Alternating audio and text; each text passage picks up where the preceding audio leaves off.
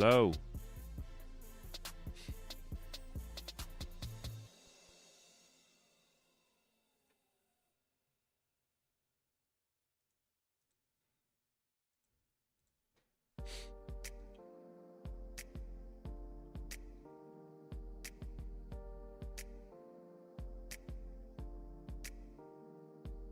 Hello, hello, hello, hello. Welcome to the stream. What's up?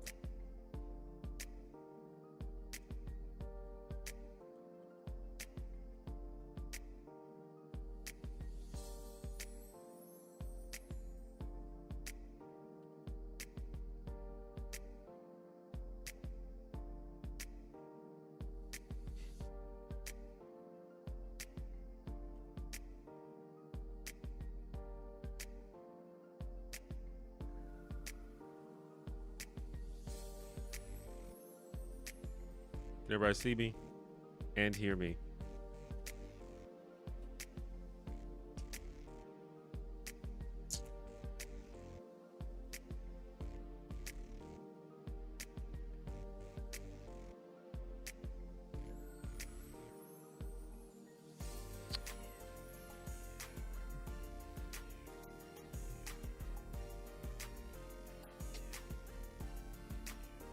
I'm live again.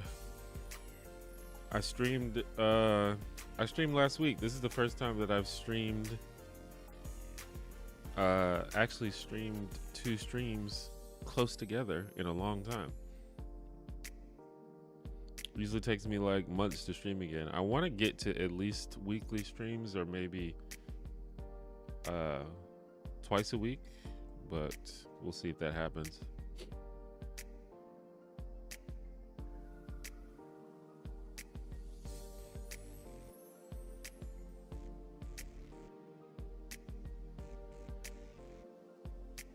And honestly I was about to not stream. I was like, let me go ahead and stream because I said I was going to.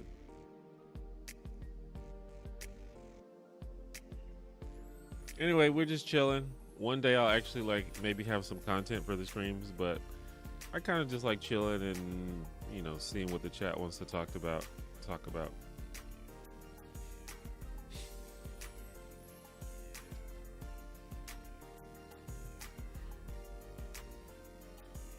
What's up, DJ? What's up, Mo? What do you like about streaming?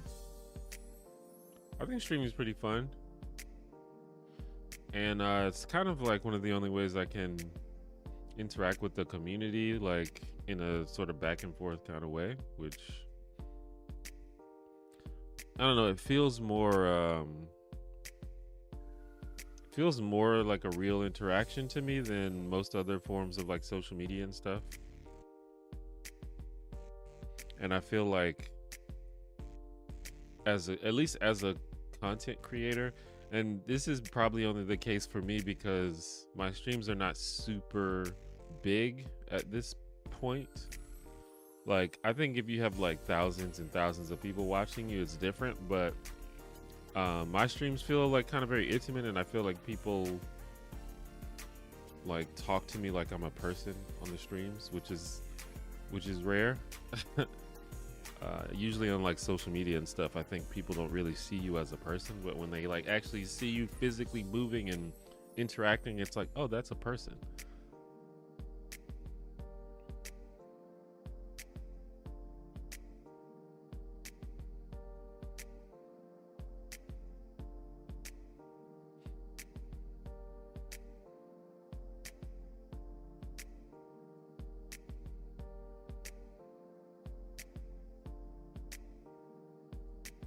So I guess that's it. Also, it's just fun to do. It is a little bit, it can be draining. I would never be a professional streamer. That sounds obnoxious. These people that stream like 8-10 hours a day, every day, like I don't know how you do that.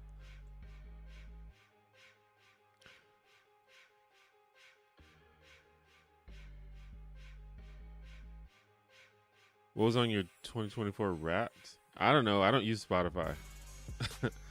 That's one thing that I kind of feel left out every year because I don't really use Spotify, so I don't have a Spotify Wrapped.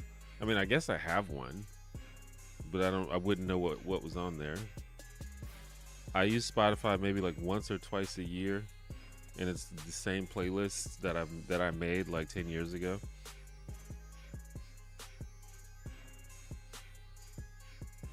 So if it's those playlists, it's just like the same early to mid. Well, it's like early 2000s hip hop, and then like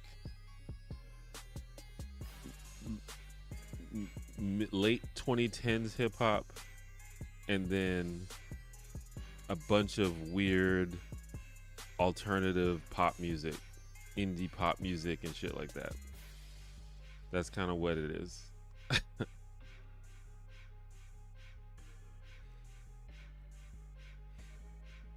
Why do you think you can't get a date? Did I say that I can't get a date? Is that a thing?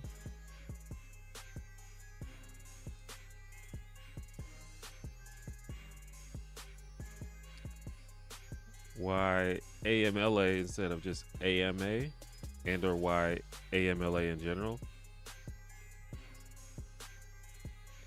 I don't know, I just think Ask Me Literally Anything is a better title. I think it's more clearly expresses what the stream is.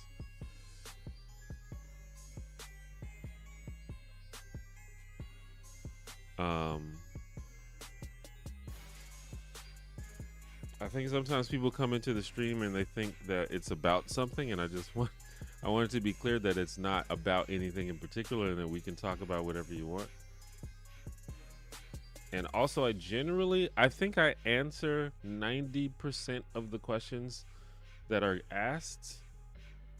The streams are like small enough to where that's possible. I mean, I may skip some questions just because I don't see them, or if they're just a little bit too cringe, I might skip over them. But yeah, generally I'm a pretty open person. Or if, you know, people are like trolling me or something, I usually ignore those. But yeah, I don't know.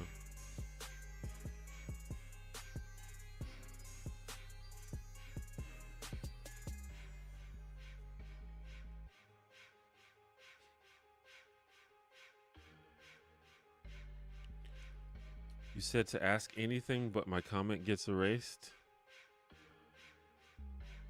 If your comment got erased, it's because the YouTube robots thought that it was either inappropriate or spam. It wasn't me. I unfortunately cannot control what YouTube's robots think about your comments.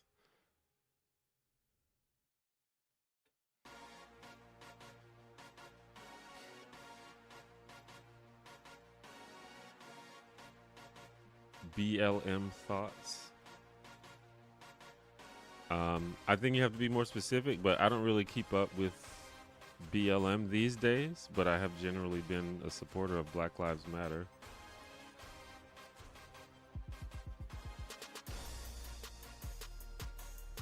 I saw on Blue Sky that you've got a pretty high rating for online chess. How long have you been playing for, and which piece is your favorite? How long have I been playing? I've been playing chess since I was a kid, but I more recently, like in the past year, I don't know, I go on and off with it. Like I've been playing since I was a kid, but I think the past year I've gotten like way more serious about playing all the time, and like actually like learning how to get better at it, like in the past year.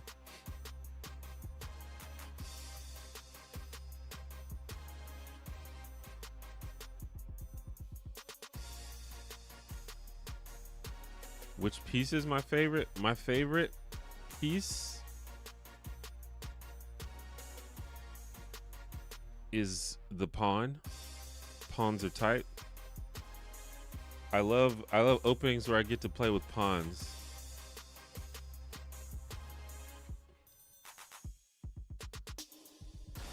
But they're kind of hard to use. That's kind of one of the interesting things about chess is learning how to use pawns, and I don't think I'm very good at it yet, but I don't know, like if you get a pawn like way up the board, it makes it really hard for your opponent to play the game. And you know, on the flip side, if there's your opponent gets a pawn all the way in your grill, it's really annoying, and it's like, I need to get rid of this pawn immediately. So yeah, I like pawns.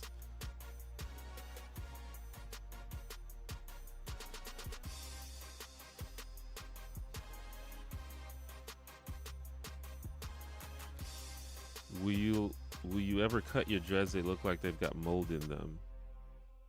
I think you've like never seen a person with gray hair before. Are you the same person that was talking about my hair last time? I can't remember if it was the same person. So there's this thing that happens when you get older. Some of your hairs turn gray. It's just a thing that happens.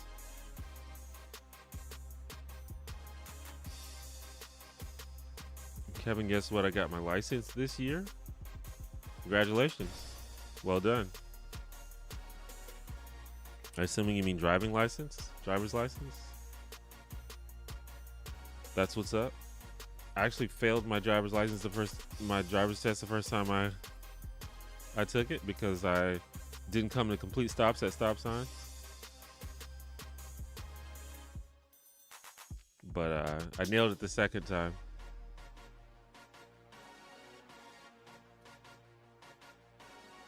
Would you rather be Superman or Spider-Man? I mean, it's got to be Superman. He's way more powerful. He's way more capable at pretty much everything. Also, he's a man and not an awkward teenager. I guess Spider-Man is not always an awkward teenager, but he's usually depicted as an awkward teenager. And being an awkward teenager wasn't that fun for me.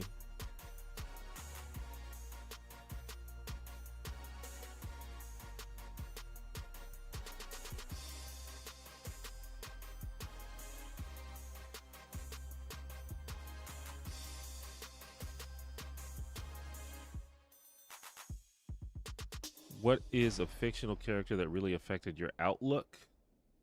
Affected my outlook. I don't have to think about it. I'm sure that exists.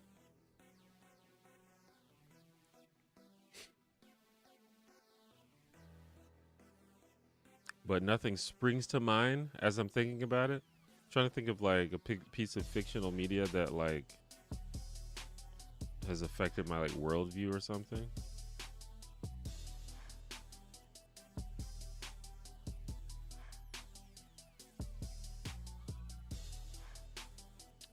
But yeah, I don't know. I can think of fictional characters that I really like, but I don't know if they affected my outlook. If I think of something, I'll let you know.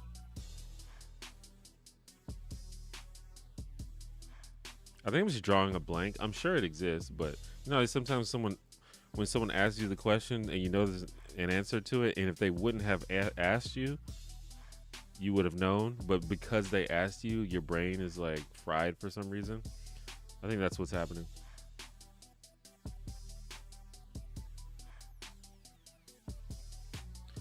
You look like you don't look like you care about appearance, so I can't see any women wanting to date you. Are people like, why are people trolling today? What's happening?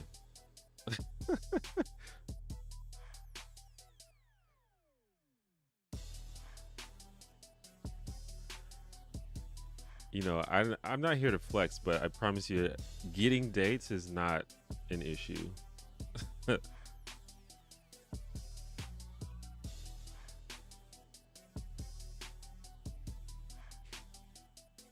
Please don't interact with the trolls. That's kind of that's what they want. They want to get a rise out of people.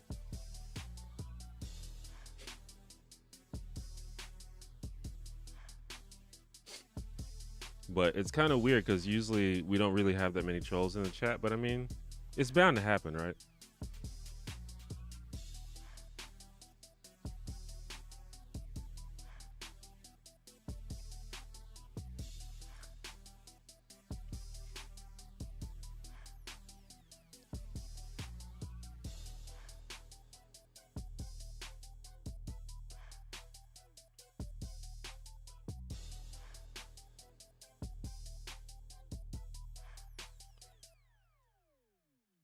What's a recent interest of yours lately?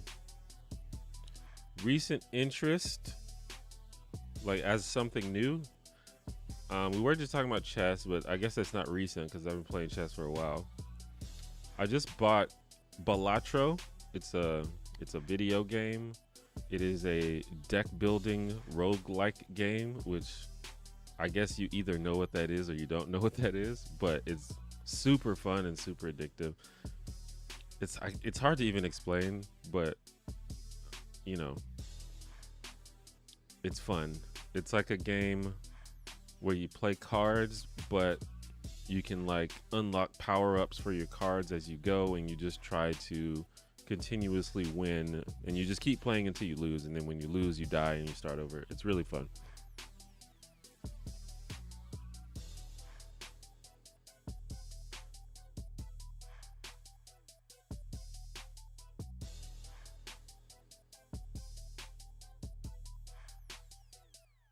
Hello from France. What's up, France? What time is it in France?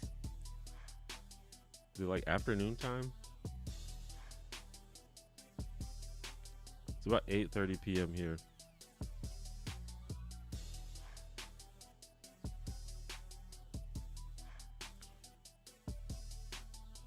Do you like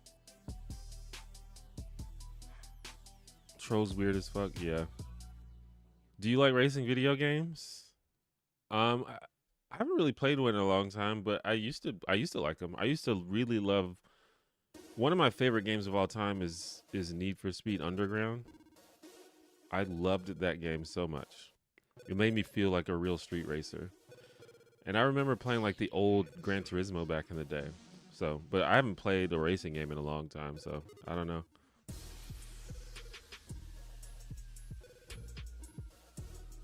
Football fan? Yeah, I like football. I really don't keep up with NFL, but I watch a lot of college football. And I live in Alabama, and college football is very, very big here in Alabama. And I actually went to the University of Alabama, which historically has had one of the best college football teams. Not so much this past season, though.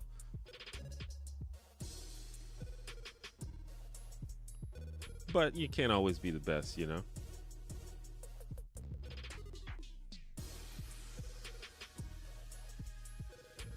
What are your thoughts on religion in general? I mean, I think people who follow me for a while know that I'm pretty anti-religion. I'm not a religious guy, and I think religion is generally not good. But I used to be like way more obnoxious about it. These days, I don't really bother people about their own religion. I just try to judge people based on, like, back in the day when I was like younger, I used to think like if you were religious, that was kind of like a sign of you being like weak-minded. But now it's just I judge people based on if you're like a kind person or if you're compassionate and thoughtful, because clearly you can be both religious and kind, and both religious and intelligent, both religious and thoughtful. So that's all I worry about. But in a philosophical sense, in a vacuum, I think religion is probably not good. But yeah, you can that really has no bearing on how people treat each other, in my opinion. And I think obviously religion has brought value to many people's lives, but yeah.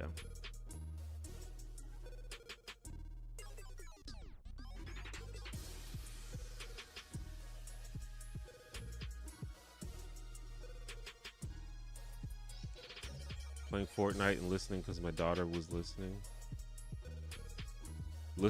Your daughter was listening to the stream?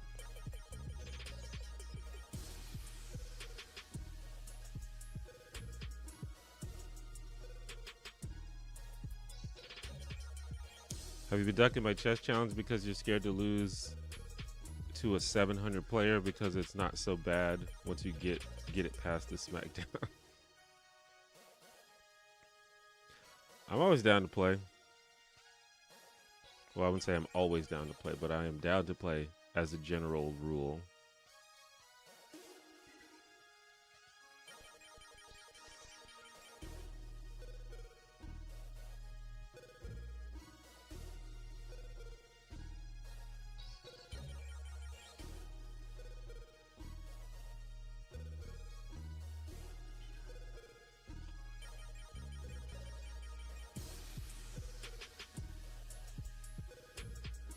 He's from Chicago. Chicago. I've never been to Chicago.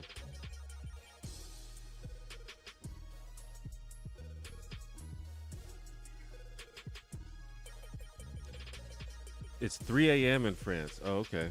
Yeah, I don't know the time zone difference at all. I was thinking it was the time difference was bigger.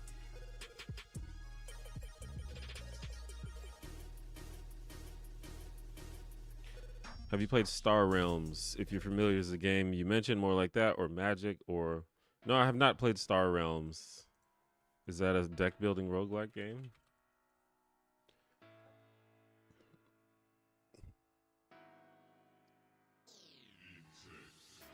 That it looks like a competitive collectible card game from what I'm seeing, but I could be wrong.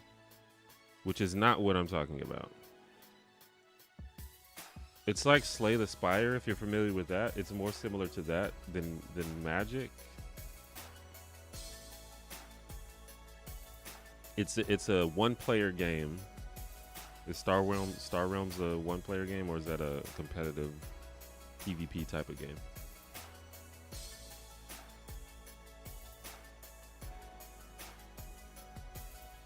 Is Elon Musk a fraud?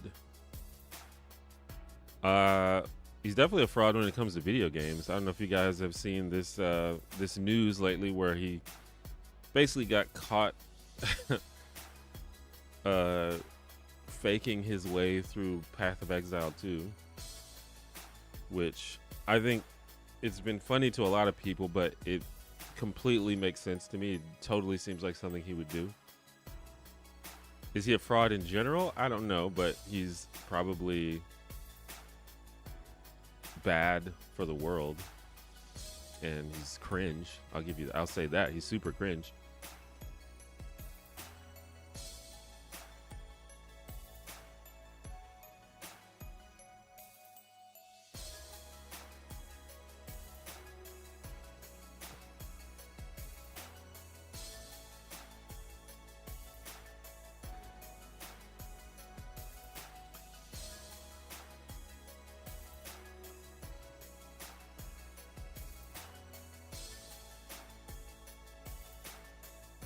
Oh, the mother and daughter in chat at the same time.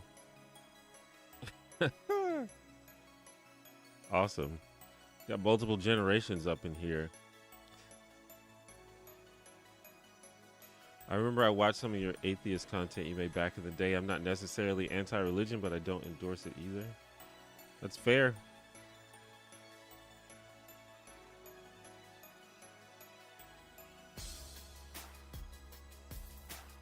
Donald or Daffy? Definitely Daffy. I don't know if I talk about this on stream, but I hate Donald Duck. I think Donald Duck is like the most annoying character of all time. Which I think he's kind of supposed to be. He's supposed to be kind of like a rude, hard-headed dude, but I can't stand Donald Duck. Have you ever played any other RPGs other than D&D? And if so, have you heard of In Nomine or Kingdom Death Monster? Never heard of either of those. I'm not super well versed in that sort of thing. As far as like tabletop RPG goes, I have played some others. I love Vampire the Masquerade. I like it almost as much as D&D. Maybe about as much as D&D. I played Call of Cthulhu. I've played like Kids with Bikes and some others.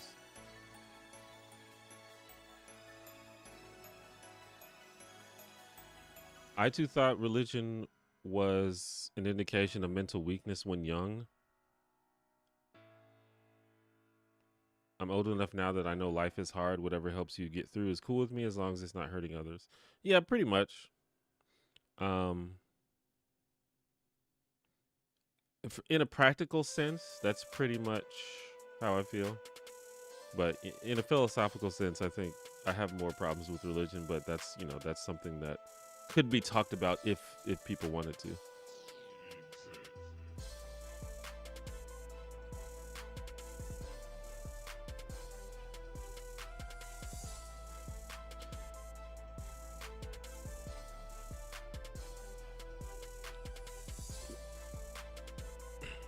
Star Realms is mostly PvP, but there's an app version that lets you play against a computer. It can also be P versus multiple players. Yeah, so like Balatro is, it's not like a competitive type of game. It's like you go on a run where you score points basically. In each round you have to score a certain number of points, and if you don't score the right number of points, your run is dead, and so you lose and you have to start over. So it's not that sort of competitive game.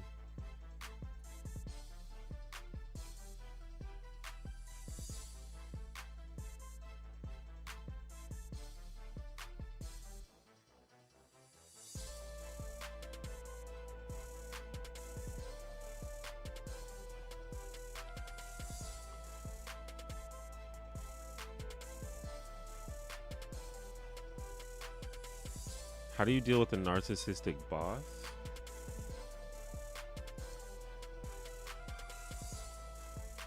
I don't know. I don't have the most experience these days dealing with bosses because I haven't had one in a while.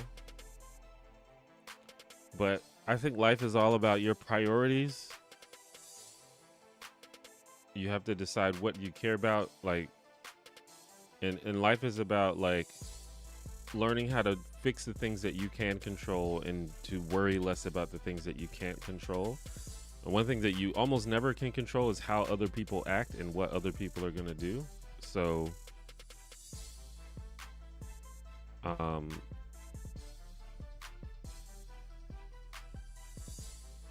you have to figure out what you can control. Like, can you limit your time around this person? Can you talk to this person? Can you leave the job and get a different one? Like, I don't know. I think sometimes people ask, like, if you're in a situation that is bad, either you're going to stay in that situation or you're going to leave that situation. If you're going to stay in the situation, you have to figure out what things can you do to make that situation better. And I know it's a very vague answer, but it's like, I don't know the specifics of your situation, so I can't really give specific advice. But if you want to figure out how to make the person less narcissistic, then that's probably not the solution. I'll say that.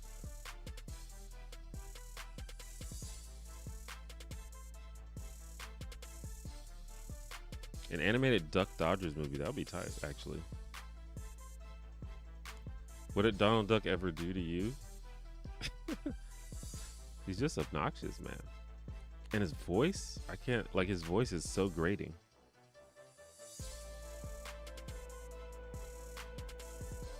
Didn't Donald Duck serve in the Navy? I guess there was that cartoon, right?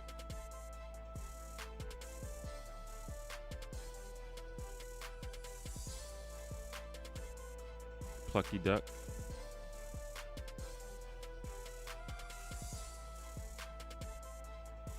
You made a video about how annoying the concept of Nice Guys was back in the day. That shit was pretty cool. Yeah, I mean, that video kind of put me on the map. I'm glad that people still think about it.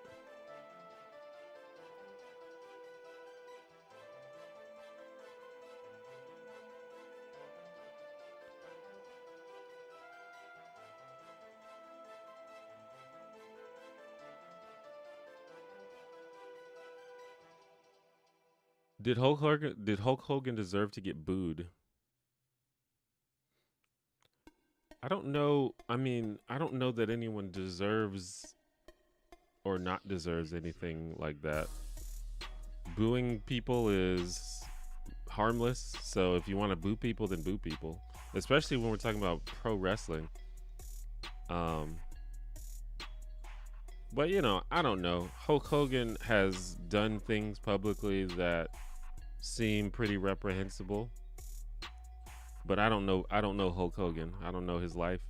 He might be a perfectly wonderful person. I don't know. Everybody does crazy stuff. Everybody makes mistakes. I don't know what he does in his life, so I don't necessarily want to judge him in the grand scheme of things. I don't think Hulk Hogan is like one of the main people that's making the world worse. So it's whatever, you know. If you get booed, that's fine.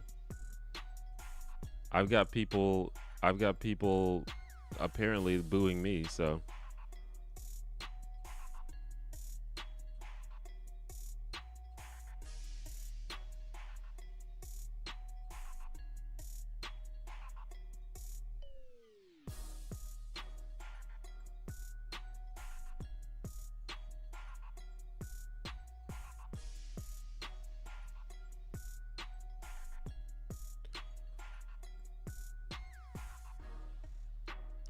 in my home country, we get constantly bombed with nationalism and religion. It's really annoying. It's like 99% are religious. What's the situation in Alabama? I guess it's probably similar. I guess probably most people in Alabama are religious, but I live in a pretty liberal county or whatever, so I've met a lot of non-religious people, especially like younger people. So it's not as bad as you might think.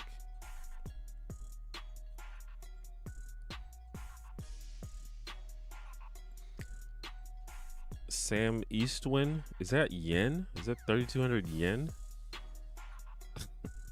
I appreciate it. What that stank like? I don't know what that means. We're having a weird stream tonight, I guess.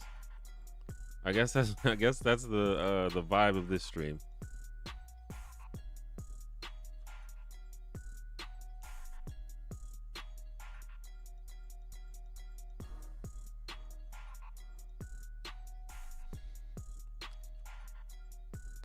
As a Canadian, I'm wondering, what will you do when Trump comes to ethnically cleanse me? Will you speak out? Will you defend me? To ethnically cleanse you as a Canadian? Is Canadian an ethnicity? But anyway, I don't think you have to worry about me speaking out against Trump. That's something that I pretty consistently have done.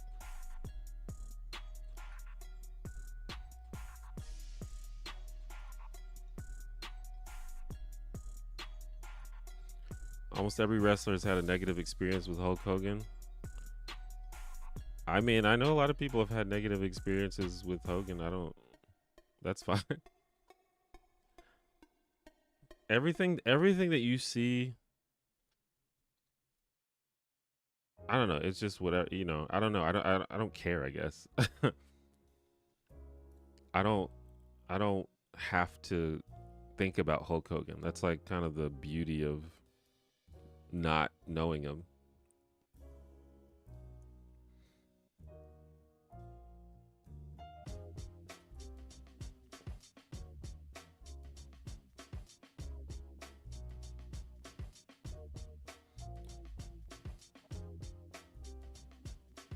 It's just, I don't know. He just seems like such an irrelevant person to me, I guess.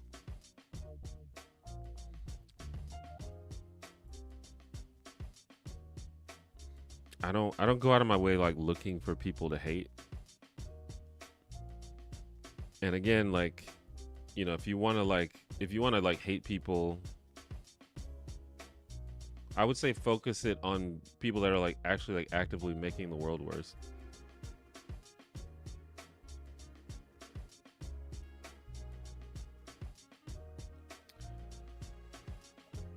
Are you tapped into underground hip hop at the moment? Incredible things happening for the culture.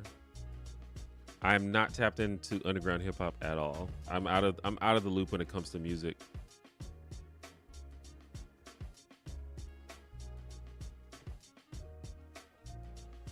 I have no idea what's going on with hip hop or popular or current music at all, really.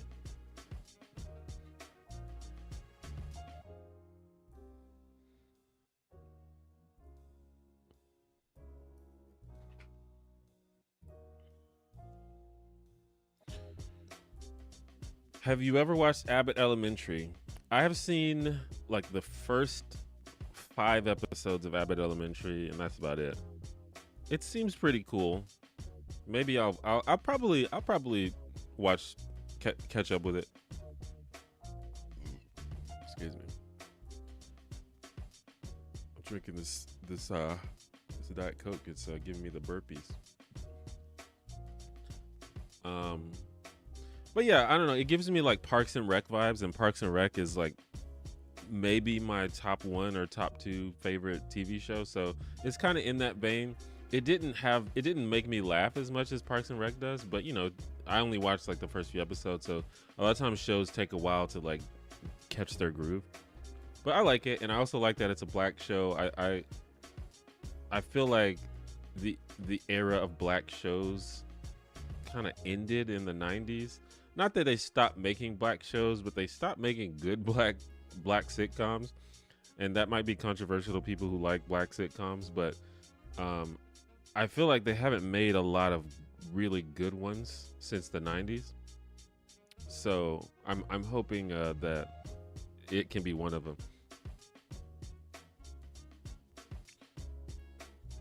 Fade Away, thank you for the $5, Canadian $5. Let me give you a normal super chat. I'm sure your stank is lovely. I imagine sandalwood with fruity undertones and a slight spicy bite. I think it's funny that you think that's a normal super chat, but I appreciate it. And I definitely don't smell like sandalwood, although I do enjoy the smell of sandalwood.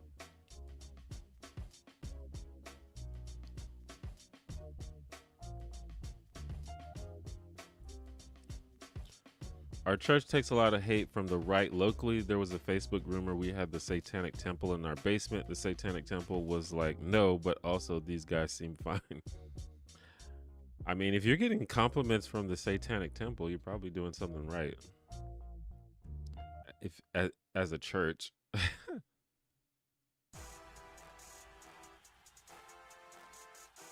I made it in time for Weird Stream Vibe Night. Did you get my email? I'm not sure if I did.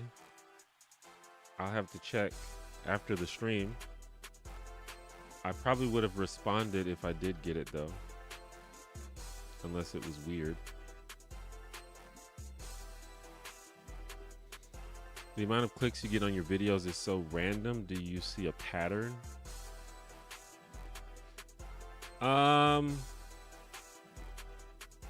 I don't know. I'm working on figuring it out. I think there are patterns here and there.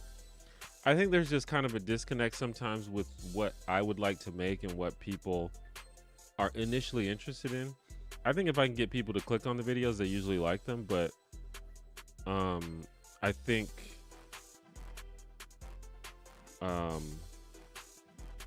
people are hesitant to click on stuff if they're just not sure what it's about or if they're not going to like it, which is fair. I mean, I think that's how everyone interacts with YouTube. You don't click on every single thing that you see. You don't click on everything made by the people you're subscribed to.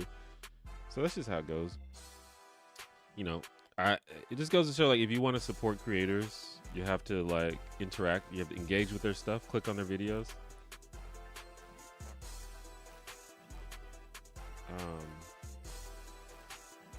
But I don't know, this past year has been sort of an experimental phase for me. I'm just trying a lot of different things to see what might stick, what people might be interested in. And also I think my audience is shifting. I think a lot of people were here for the political content, which I don't make anymore. And I think it's taking people, you know, it takes a while for people to realize, like, oh yeah, he seriously doesn't make political content anymore and he's not going to. So let me actually leave instead of like hoping that he's gonna do it or like watching him upload video after video, none of which I'm interested in. So I think that there's a period of time where that transition takes place. I do think the YouTube algorithm is kind of brutal in that way though. Like the YouTube algorithm really heavily uses your subscribers to judge whether a video is worth sharing or not, and it really discourages people from trying new things or from switching up their styles, because if you do something that your specific audience, like your current audience, isn't initially excited about, YouTube kind of sees that as a signal, like, oh, this video must not be that good, so we're not going to share it. Which, depending on your point of view, that might not be a great thing. But probably from YouTube's point of view, that might be the best way to encourage YouTubers to create content that keeps people on their platform so they can keep serving ads. So in some ways, I understand why they do it like that, but it's a little bit disappointing sometimes, I guess.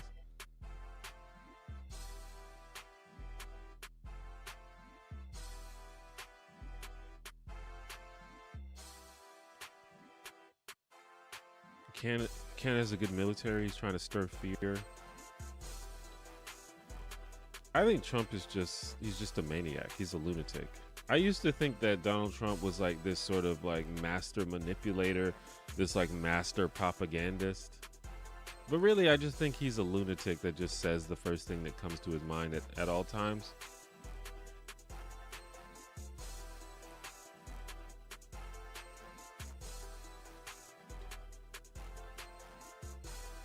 Abbott Elementary, good show. Word, yeah. I'll probably catch up with it. If there's a show that I'm gonna watch, it'll be a sitcom. I don't watch a lot of TV, but if I do watch it, it'll be probably a sitcom. Are you really TJ? I'm T1J. Who else would I be? Favorite dinosaur?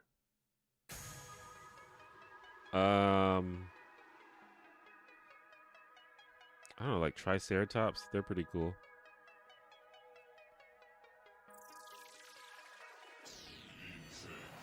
You're not a music head? I guess not. I don't really keep up with media except YouTube. And I watch like old sitcoms as research for my videos. That's about it. I don't know, it gets harder to keep up with stuff the older you get. Because it seems like you have to go out of your way to do it, and I just don't feel like it. I've got like other stuff that I'd rather do than seek out music, I guess. I feel like when I was a kid, I would hear music on the radio all the time. Do people even like listen to the radio? How do people like find music? Do people just like literally spend the hours of their day like searching music? I don't even know how it works these days. When I was a kid, we listened to the radio, but do people even still do that? That's kind of how I discovered new music, was like listening to the radio and then just going from there. And also like there was this really cool record store nearby that we used to go to when I was like in high school. But like record stores like don't exist anymore as far as I can tell. I'm sure they still have like little indie record stores here and there, but I don't know where one is. And B, I never listen to the radio, so I don't even know how people keep up with music. But I think that's just me being a boomer. That's just me being old. I don't even know how things work anymore.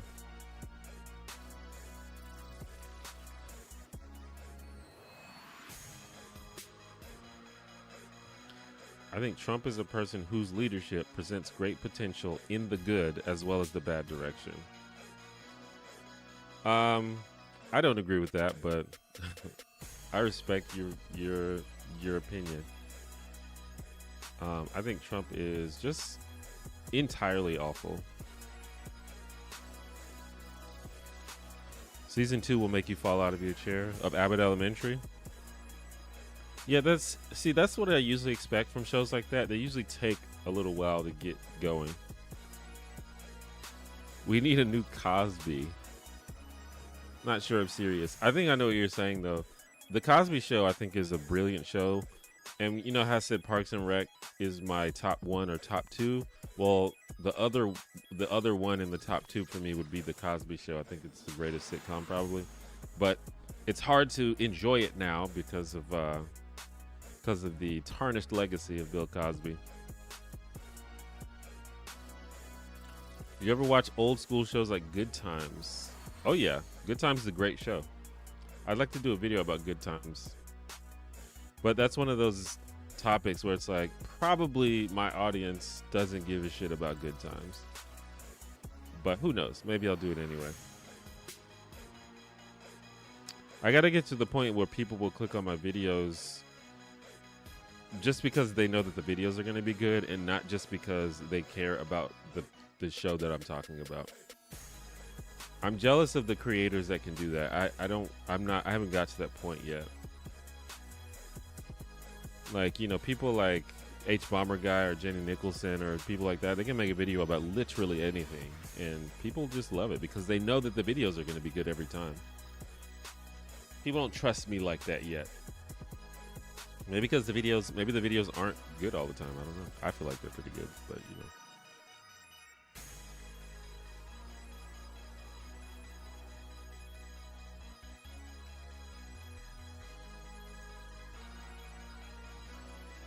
Normal is relative tonight. Fair enough. Things may have calmed down. I'm not sure. We'll see. Was 227 good in your opinion? Some friends reminded me of it recently, and that took me back.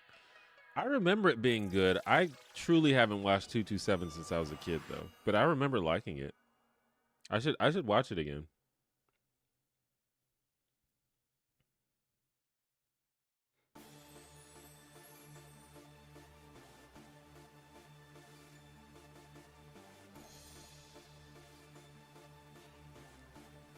Gotta defend our gay and trans folks in rural Michigan. We are all in this together. Focus local.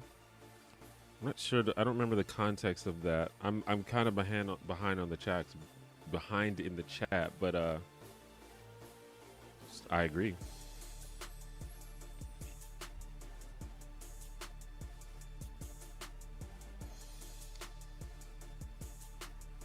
Are there very many Sikh people in Alabama? I don't think so, but I don't really know. I'm not really in tune with that community, so I'm not sure.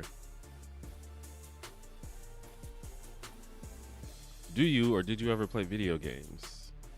I'm the type of guy, I don't play a lot of video games. When I was a kid, I was like obsessed with video games, but just as time went on, as things got more busy and as I got older, I just don't play video games as much. And also I just think my attention span has gone completely to shit, and it's hard for me to actually sit down and play a video game. But I'm the type of guy that will get totally obsessed with one or two games, just like random games, not even like new games. So it just really depends on the game. Like for example, I got really into Breath of the Wild. I played the hell out of that game, but for some reason I didn't play Tears of the Kingdom. I bought it, but I just didn't play it. I don't know. And I was talking about Balatro, which is a game I just recently got. It's really good. I like it a lot. There are some games that I always go back to. Like I always go back to World of Warcraft. I don't know. That game means a lot to me. It just tickles my nerd brain in just the right way. And I also play a ton of Overwatch. But that's a game I kind of go back and forth with. But I recently gotten back into Overwatch. I like fighting games a lot. But I've been thinking about streaming some single player games, and maybe that will like give me a chance to like try out some of the games that I've missed. Because I'm sure if a game is good, I'll like it. But it's just hard for me to keep up with the games.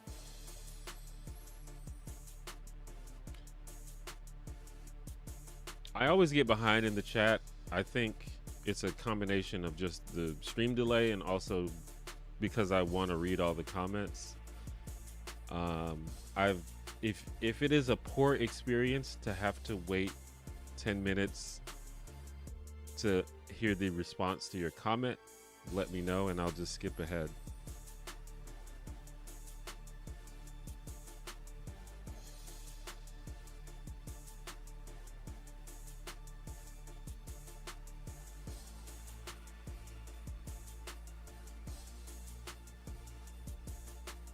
Have you ever considered making a sitcom episode just for the heck of it? Yes, I would love to write some kind of narrative content. I've thought about doing that for a while. If I if I ever like get to the point where where my YouTube becomes successful enough where I have like abundant resources, I would probably try to produce some sort of narrative sitcom. I've a friend of mine and I have always talked about like writing a show or writing like a web series or something, but just don't really have time because I have to focus on doing things that make me money. If I did that right now, it wouldn't make me any money. But I have ideas for sure.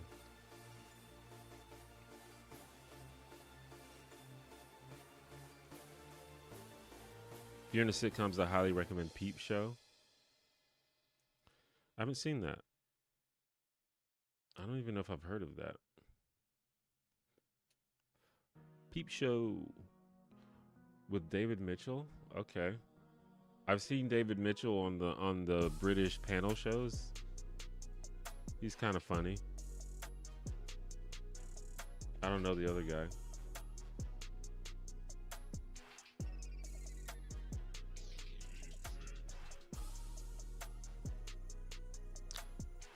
I'm from a younger generation. I'm interested to know how life was different for you when all of this modern tech was not yet available. Now tech took over every aspect of our lives. I mean, it's a broad question. It just kind of depends on what you're talking about. And, you know, different generations, you know, the older generation to me would ask the same question of me. But yeah, there's definitely, that's why I think the millennial generation is pretty unique in that I believe it's basically the only generation that predated the internet era, but also grew up in the internet era.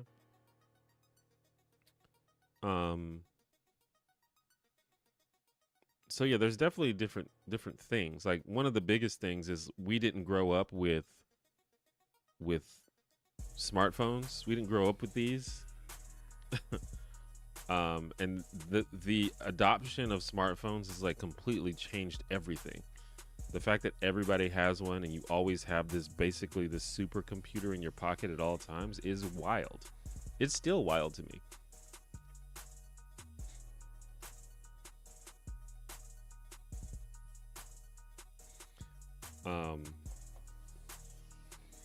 And even though I grew up without having the smartphone, I can't even imagine life without it. Like, how did anybody do anything? I don't even know how we did anything without those. Like the fact that you don't even have to get directions to places anymore. You literally just put it in your phone and it just tells you where to go. That's crazy. We didn't have that back in the day. So my generation, we had to go on the internet and print out the directions to places. Probably a lot of people remember that. We had to go to places like MapQuest and print out I keep wanting to say decorations for some reason, but the directions. And we would be driving with like four pieces of printed out paper, just try to like follow the directions. Like, oh, you missed a turn. You have like your person in the passenger seat with like 4 pieces of paper. But the generation before me didn't even have that. They had to use maps, like paper maps.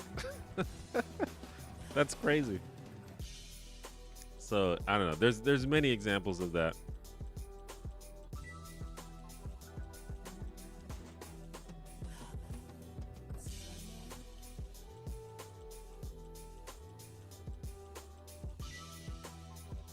Do you think advocacy for men is the same as saying all lives matter?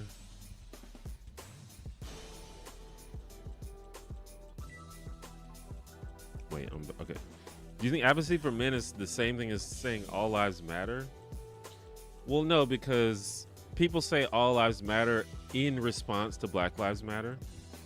If no one ever said Black Lives Matter, no one would ever say all lives matter. It's like a disingenuous thing to say.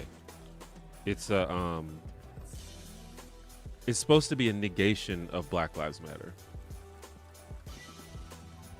So, and so like, if you're advocating for men as a negation of advocacy for women or non-binary or other people, then yeah, it's the same. But you can advocate for men because men have issues. In fact, I think one of the biggest problems with the left is the fact that they have neglected men and kind of acted like men have no problems and men have no right to complain about anything. I think that's a huge problem with left-wing advocacy. But the people who say you should stop complaining, like the people who say women should stop complaining, or trans people aren't a thing, or non-binary people don't have issues, but men have issues. Yeah, that's shitty. You shouldn't do that. But just purely saying we should advocate for men, I think is important, and we should do that. And I think that's a big problem that we're missing on the left. And I think that's why a lot of men have turned right over the years, and that's why I think it's the issue. I think a lot of people forgot that like white men are also people that vote, and maybe telling them that they're all shitty and ruining the world is not the best political strategy. But I don't know.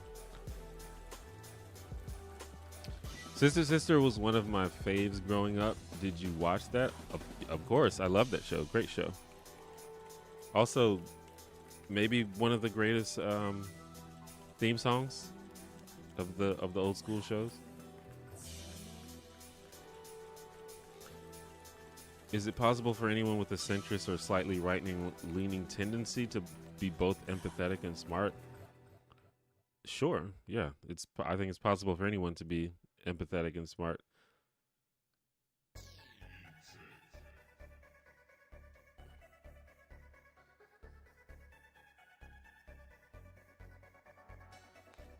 The Jeffersons and Sanford and Son were also good. Yeah, they were two great shows, especially the Jeffersons. I love the Jeffersons a lot.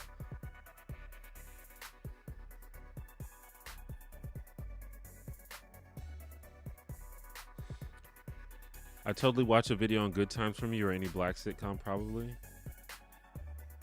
Yeah, I'm thinking of putting together like a series on black sitcoms.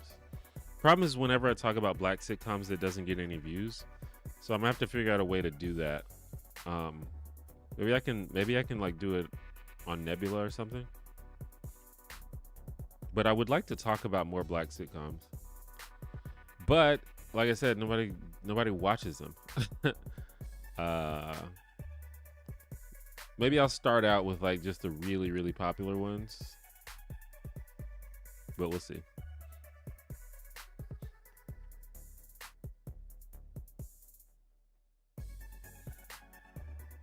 I don't like Trump either, but his intimidation factor against other malicious powers can be a saving grace. When he says, if you don't agree, I will do crazy thing, and the other person has to take him seriously. Yeah, I don't know if that's a good thing. And I also don't know if the world leaders actually take him seriously. I tend to think that they don't take him seriously because he isn't a serious person. So I think it mostly just makes him look even weaker, honestly, because he just sounds like a crazy person spouting empty threats.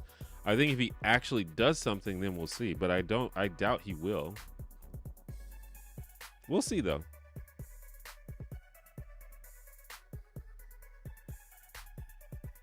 I mean, maybe he will. I shouldn't say I doubt he will, because he's clearly capable of it, but I doubt that if any of the any world leaders really take him seriously, because he hasn't shown himself to be a serious person.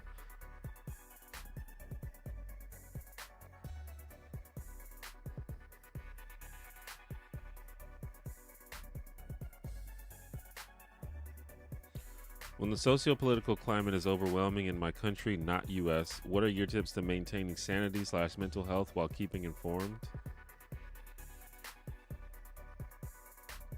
Well, the thing with me is, I think I think that being informed, I think that mental health is more important than being informed, and I'm not sure that you can always have both. So I think you need to either find a way. I think so. Part of the thing with politics is people tie politics to their identities, and I think that's part of the reason why people get so depressed about it, is because you take things personally, and you kind of think that politics that is negative or disagrees with your sensibilities is kind of like a personal attack on you. And I think that's the first thing people should change, is you should stop tying politics to your identity. And I know that's probably a controversial thing to say, but I think that's the easiest way to stop getting depressed about things, is when you think about yourself in a way that is not directly tied to politics.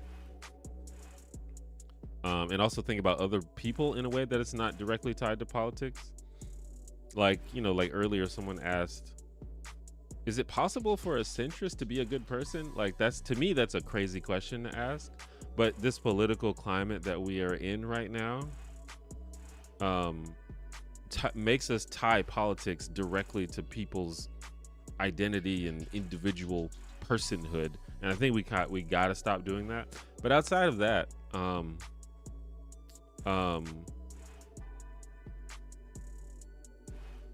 you just got to take breaks from politics. And if you take breaks, you're gonna be less informed. That's just what's gonna happen. And you have to decide if you're okay with that. I personally have decided that I'm okay with that. I honestly don't give a shit about being informed anymore. I stay informed to the extent that it is interesting and useful to me. But if something is too much, or if something is pissing me off or stressing me out, I just dip out. And if I'm uninformed about it, then I'm uninformed. And it's, especially, I assume that for most of you, politics is not your job, or it's not like you don't have to, there's no like specific reason that you need to be informed. I don't even understand why it's that important. Like, you can learn the basic things as you need to, but I don't know, mental health is more important in my opinion.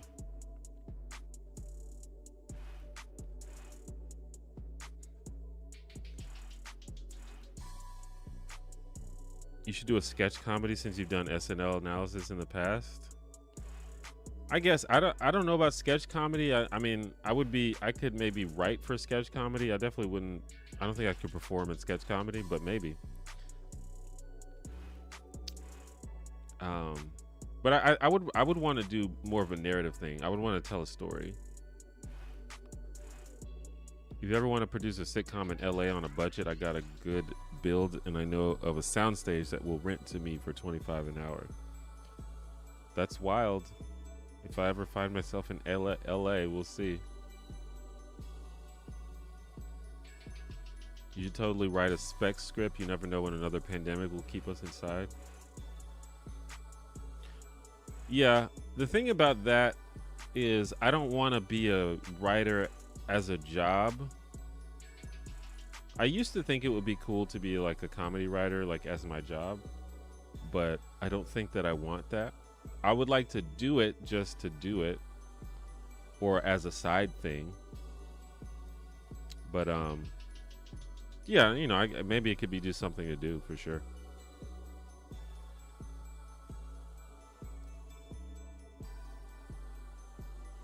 Do you reckon the 2026 World Cup will kindle a soccer fever in the U.S.?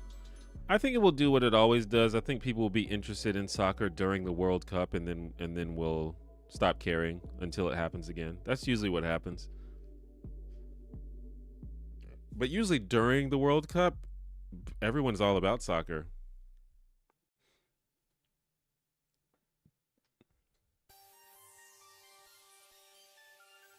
As a Gen Xer, I missed the not being tethered to a cell phone, the waiting to get home to check the answering machine for messages. We were not in such a hurry back then.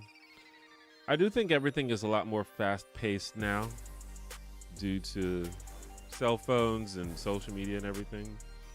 which is probably, there's upsides and downsides. I do think everything is more convenient now, which I kind of appreciate. In some ways, at least. Also, checking messages. I never check my voicemail. I don't even know. Do people check their voicemail? I feel like, and I guess that's a result of how easy it is to like leave messages now, is that the messages like don't mean anything anymore. I guess back in the day when you actually had an answer machine, people would only leave messages that mattered for the most part. You would get like stupid messages, but usually if you got a message, it was something that you wanted to hear. But now I don't even check my voicemails anymore because it is rarely something that I care about or want to hear.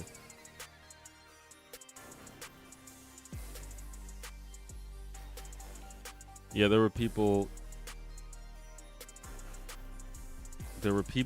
randomly people back then that knew how to get everywhere. You had to just hope you ran into one of them. Yeah. I still have friends that are like that just kind of know where everything is.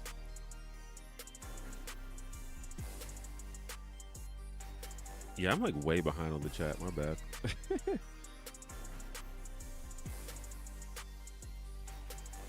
I'm gonna skip forward a little bit.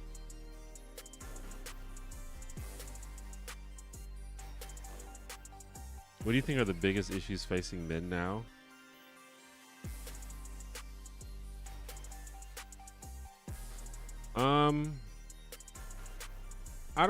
I think you could probably like look. I think there may be like you might be able to like quantitatively figure out what the biggest issues are, but I think in general the biggest issue facing men is that people don't take men seriously. Like men struggle with like things like depression and loneliness and things like that. And men are sort of socialized to be very independent and to not ask for help and to bottle everything up, so that makes it worse. And also people are socialized to not take those issues seriously from men, or to see men as like weaker or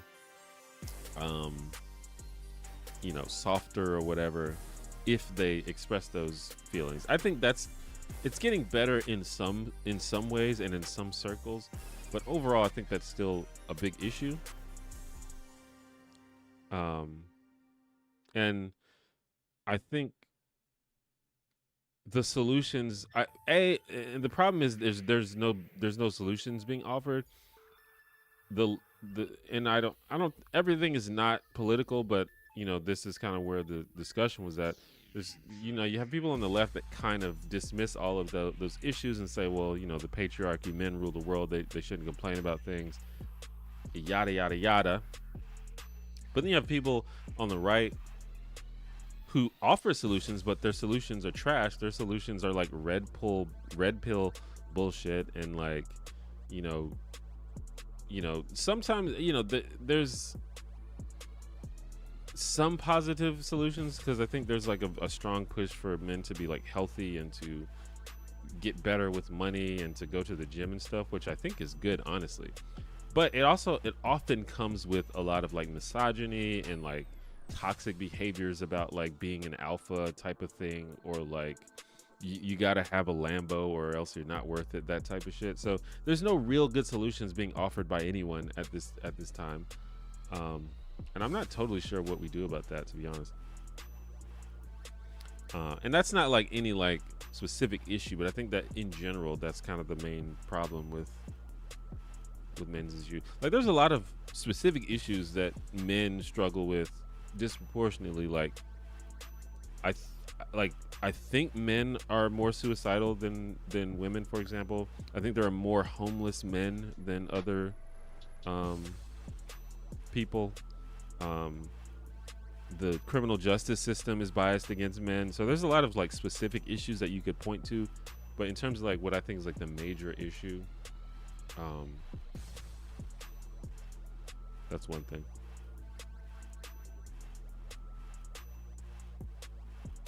Last good movie you seen? I don't go to the movies that much, so I'm not the best person to ask. Probably the last good movie I've seen was Across the Spider-Verse, but I'm sure many good movies have come out since then.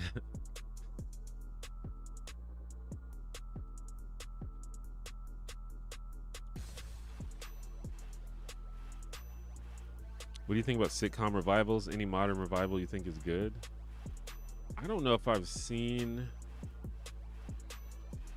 anything recently. What revivals have come out? I mean, I like The Connors. That's pretty good. It's very depressing, but it's a good show. I'm trying to think of what I know they revived Night Court. I didn't see it though.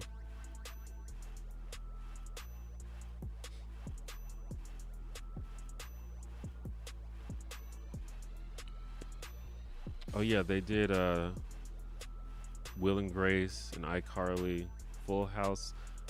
I saw a couple episodes of Fuller House. I liked it more than Full House. I guess I haven't seen too many of them. To piggyback on the less views of men, why do you think some people on the left will look at a 19-year-old middle-class white guy and put them in the same category as a Trump, Musk, Bezos, etc.? I mean, I don't know if... I guess some people do that. I don't know if that specifically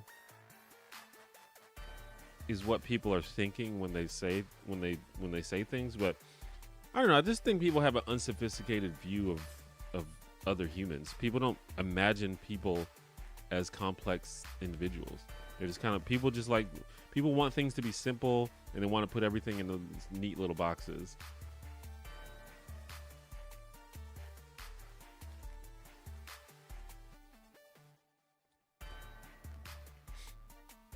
And I think people also like, I don't know, people have like an us versus them mentality. So it's like, if you're not on my team, then you must be on their team. That sort of thing. But I do think that the left does categorize like billionaires and like the billionaire capitalist class as its own thing, separate from others. I would say that the left does that usually. I'm excited for the Malcolm in the Middle reboot or whatever it's going to be. I've been watching through the series for a couple of months. It was a great show. Yeah, that's a show that I'm planning to do a video about. So keep an eye on that.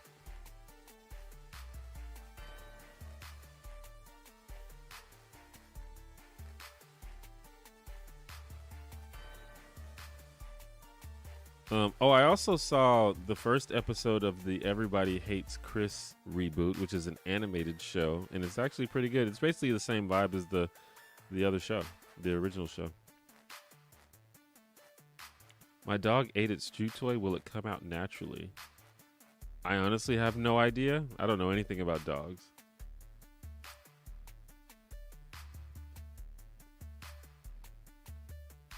Have you ever thought it was just a fart? Sure. I've been a kid. As an adult, I don't think so. Do you support a team? I'm an Ajax fan. A soccer team? Nope. I don't really keep up with soccer.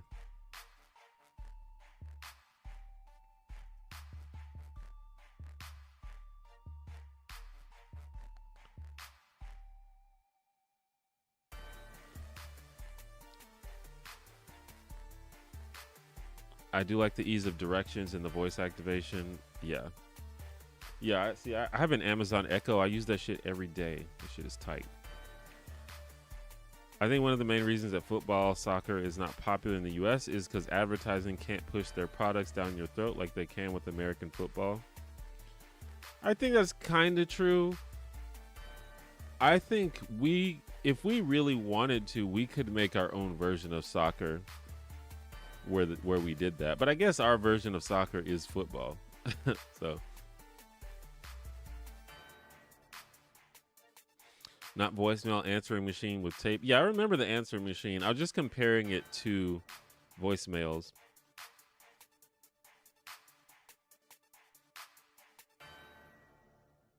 Is Trump your favorite president of all time? Nope.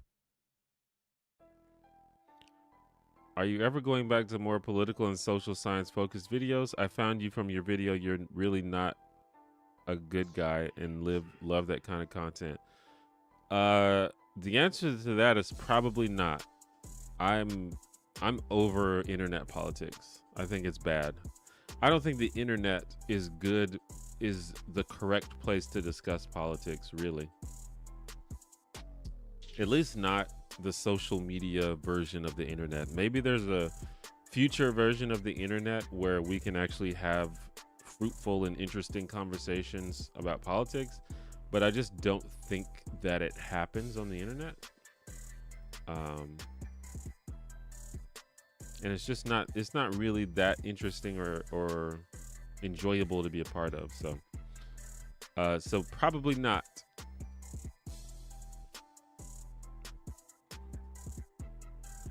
Whether you're a man, woman, character, or how you treat others is what truly matters. I couldn't give 3 poop emojis how much anyone's net worth is. Ultimately, I feel the same way. I think just the first thing to solve is just be kind to people and show compassion and be thoughtful of other people and remember that other people are complex individuals with feelings and ambitions. That's the first thing we need to take care of. I think other things matter, but that's the main thing.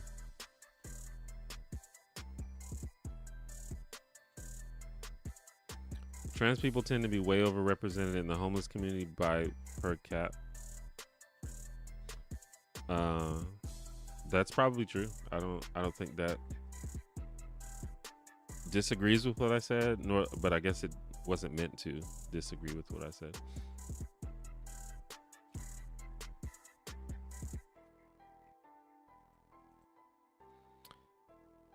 Also, a lot of trans people are men, so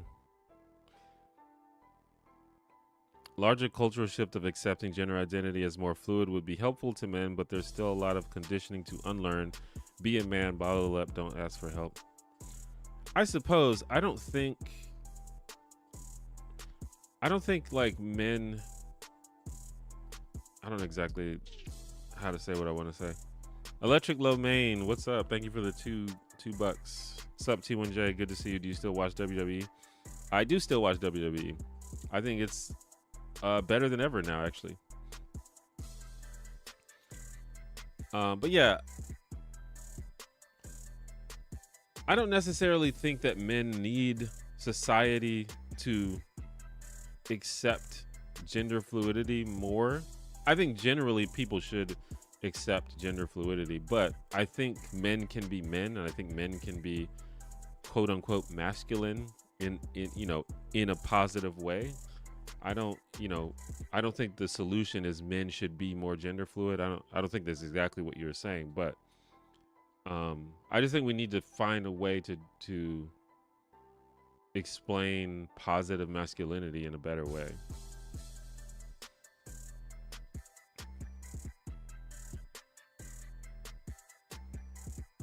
And maybe that does include embracing what may be considered more feminine aspects, but I don't know, I feel like that gets really murky when you're talking about stuff like that, because it's hard to really define what any of these words mean. These days people treat politics like sports team rivalry, for sure.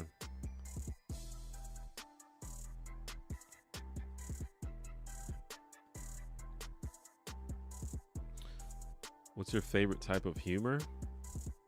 I don't know if I can define my favorite type of humor. I like a lot of different stuff. I just whatever's funny. It's hard for me to like really quantify it or qualify it. It's just like I listen to something and maybe it makes me laugh. I don't know. How do you feel about women holding men down that are in jail? I mean, I don't know. Whatever makes people happy. I have no desire to judge what other consenting adults do in their own relationships. As long as they're not harming people, then live your life. I truly don't care. Did I ever use a payphone growing up? Yeah. Yeah. It was a common thing. When you're out and about, that was often the only way to call someone. So yeah, I think probably anybody in my age range had to use a payphone at some point.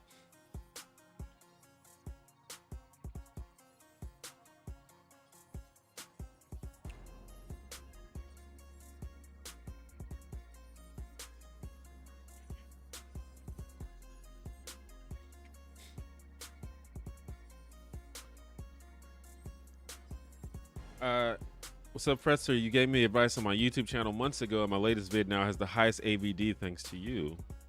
That's awesome. I'm glad that I'm glad it's working out for you. Yeah, I think YouTube, for the most part, YouTube is just about making good videos. I think it gets complicated the higher you get, and you kind of got to decide your niche and all that stuff. But yeah, if you make good videos, I truly believe that if you make good, and when I say good, I mean like videos that fit the sort of YouTube style and that fit what the YouTube audience is into. If you make those kinds of videos, I think YouTube will share your videos with people, and people will like them. And I love talking about YouTube, so you don't have to apologize for that. I talk more about it if you'd like. Alicia Lomain, thank you for the 5. Do you think celebrity worship is weird? Why do we care about celebs? I don't know if it's weird. Like, I get it. But it's probably a bit toxic and a bit unhealthy that we're so like invasive of these people's like personal lives. But also like that we care so much about these people and that we like treat them like royalty, even though they're basically just average people that have cameras on them more than average, you know? So it is, I guess in a way it is weird, but it's not like, I think it would be a bit glib for me to be like, it's so stupid that we worship celebrities. Cause I think some people are like that, but it's like, I think we all understand why this is a thing, you know? You know, I think we probably all have celebrities that we really admire or we really find fascinating. I think probably every single one of us have that. So it's not that weird.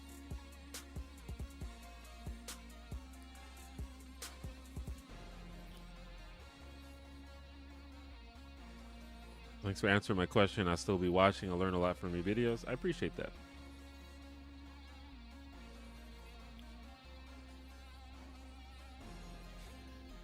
I don't think that's true because aren't trans people a minority? Most of the hobos I see are men.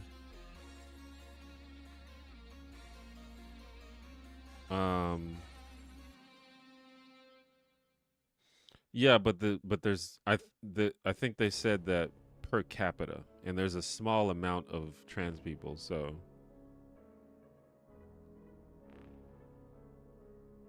there could still be a high proportion, but still a small amount. Also, a lot of trans people are men, so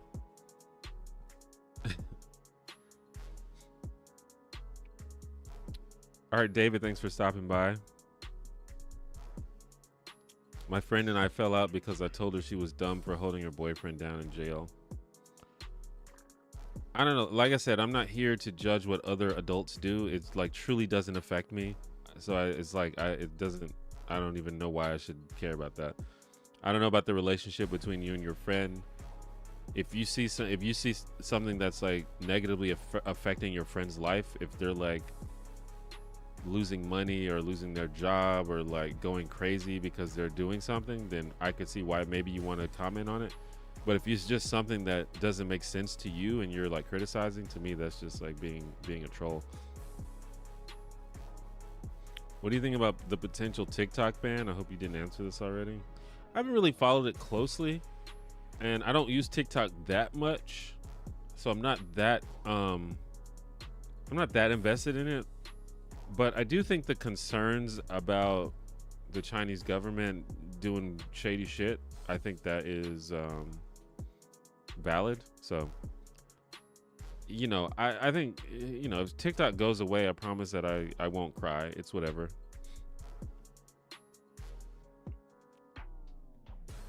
Would I collab with FD again? Sure. If we come up with an idea, if he wants to, I'm down. I'm not necessarily familiar with the concept of positive masculinity, but I guess it's probably similar to what I meant when I said fluid. I guess so. I mean, positive masculinity is not like a well-defined term or anything, but I think that it might just be kind of a branding thing. It might be unappealing to men and women to say that maybe men should be more gender fluid. I think a lot of men just want to be men. So maybe it's just a semantic thing.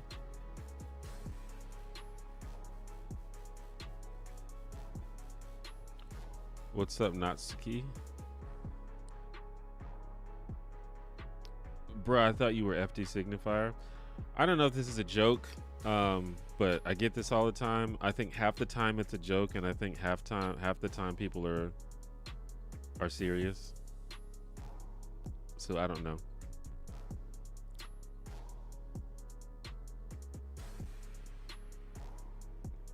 Has YouTube given up on shorts? It seems most of my favorite creators are pivoting into super long videos, like creating 5-hour compilations.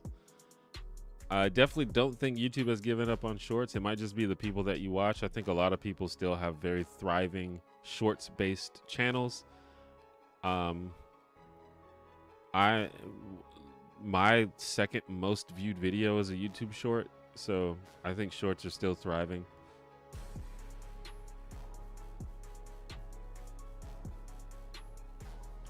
People live vicariously through celebs. We need to get hobbies. Admiring them is one thing, but I don't get the whole celebrity gossip thing. Again, I think we're just fascinated by celebrities, and I think, you know, it's one of those human things. I think people like gossiping about people who aren't celebrities, so of course they would like to gossip. They would like gossip about people who are celebrities.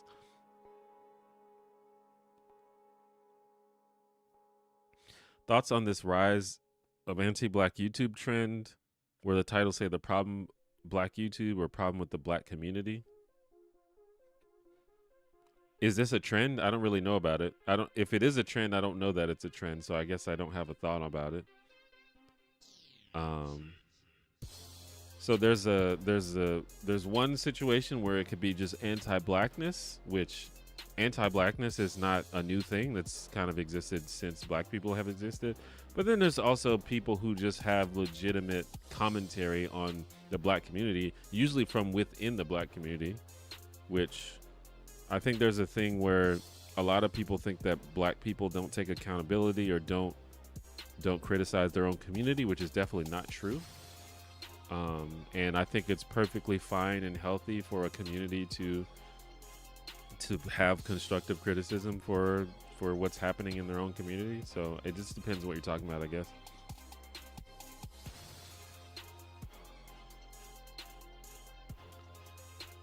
I miss ContraPoints. I mean, she's still around. She just doesn't upload on the main channel that much. I think if you want more ContraPoints content, you should become a patron of her. You should join her Patreon if you're not already. I think that she posts content on Patreon more frequently.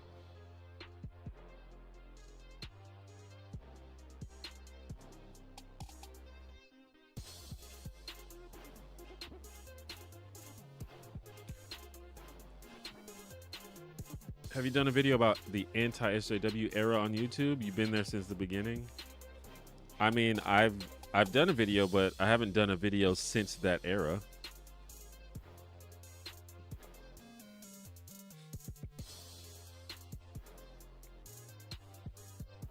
But yeah, back in that era, I used to talk about it all the time. It was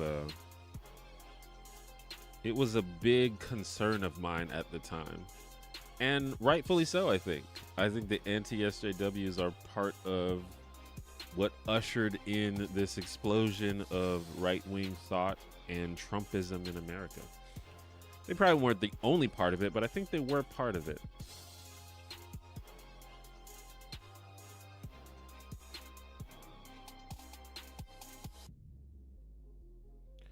Are you the type of person who asks what type of food something is before eating it, or ask after eating it?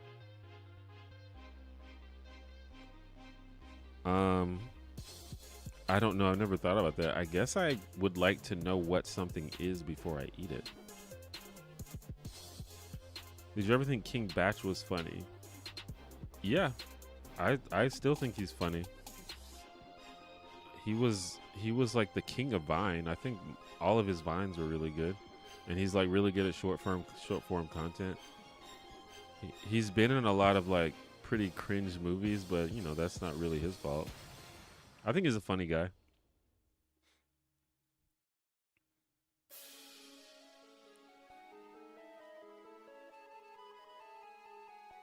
Oh, my internet just crashed. What the hell?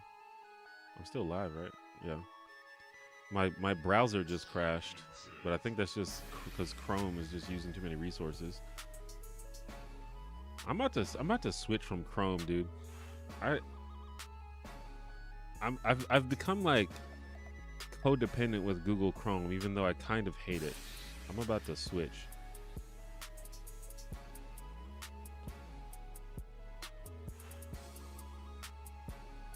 Do you subscribe to anyone's Patreons? I do. I subscribe to several Patreons. I can maybe tell you. Let me see, who am I subscribed to? Is there a way to check?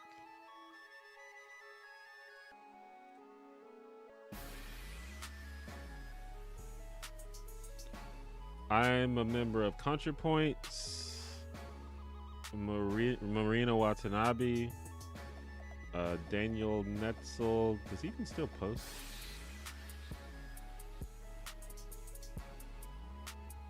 Oh yeah, I haven't watched his videos in a while. Ricky Pointer, Lindsay Ellis, H Bomber Guy, Sean, Magdalene Rose, Neutral Party, which is like a D&D thing, Jose, Desk, Tessa Violet, Riley Dennis, some Overwatch people, Wheezy Waiter. So yeah, I subscribe to a lot of Patreon. I always say do unto others as you would have them do unto you. So I think people should support creators that they like, so I support creators that I like.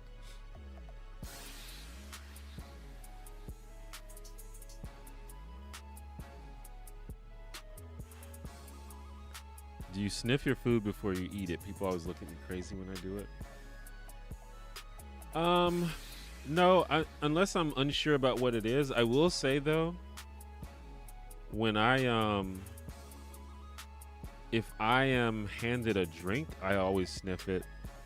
Like whenever I go to well, I don't go to bars as much as I used to. I used to go to bars a lot, but I don't do it nearly as much. But you know, like people like buy you a shot or buy you a drink, I always smell it. Because you never know. I know there are substances that are unsmellable, but I always smell it because even outside of being like drugged or poisoned, it's like maybe you're just giving me some shit that I don't want. Like for example, there's a alcoholic spirit called Rumplemints that I hate. It tastes like toothpaste, but for some reason was really popular in my town. And people would just like give you a shot of Rumplemints, and it has a very strong like peppermint smell. So sometimes you think you're getting a shot of like vodka or something, and it's actually Rumplemints, and it's a very unpleasant surprise. So I always like smell it. It's like, oh no, I don't want this. My bad.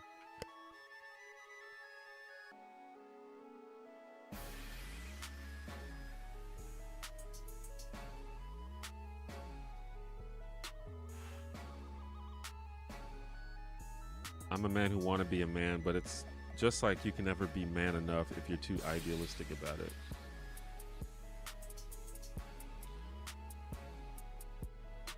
yeah, I don't know. The when it comes to being a man, and I think this kind of goes back to what we were talking about with like being fluid, but I feel like I feel very like confident in my gender expression and masculinity, and I don't I don't really mind like femininity, but I don't think I present as very feminine. I don't think I, you know, have an interest in like being feminine, but that I think that's fine. But I also, a lot of the sort of toxic macho stuff is like very cringe to me. So it just kind of depends on your definitions of masculinity. It's all very vague, and I think we shouldn't act like everything is like well defined.